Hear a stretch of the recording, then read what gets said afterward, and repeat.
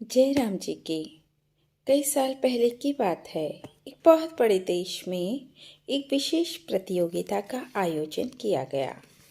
प्रतियोगिता में भाग लेने के लिए ये शर्त थी कि जो भी प्रतियोगी होगा वो दिव्यांग होगा। मुकाबले में आए लगभग 9 प्रतिभागी जो शारीरिक और मानसिक रूप से दिव्यांग थे। दौड़ की घोषणा की गई। धावकों ने अपनी अपनी जगह संभाल ली।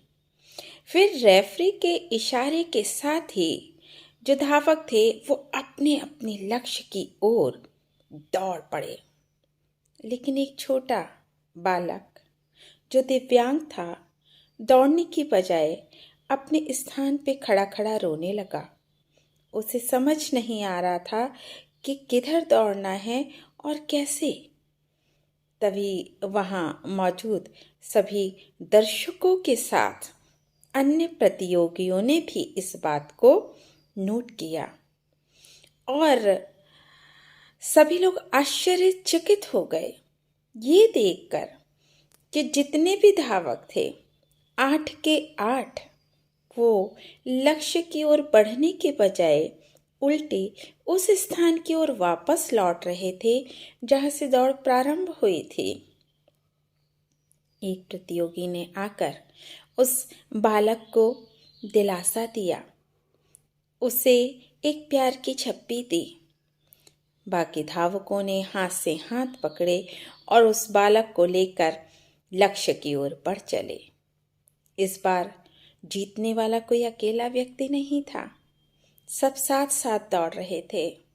उन्हें देख सभी के सभी दर्शक खुशी से तालियां बजा रहे थे और उनके हौसले को, उनके समर्पण की दाद दे रहे थे, प्रोत्साहवर्धन कर रहे थे उनका। अब उस दौड़ का कोई एक नहीं बल्कि पूरे 9 विजेता थे और ये विजेता सिर्फ सुनिश्चित दूरी के नहीं थे जितने भी मीटर की वो दौड़ रही होगी, बल्कि वो दौड़ जीते थे एक इंसानियत की। सामान्य आदमी जो दौड़ कभी नहीं जीत सकता।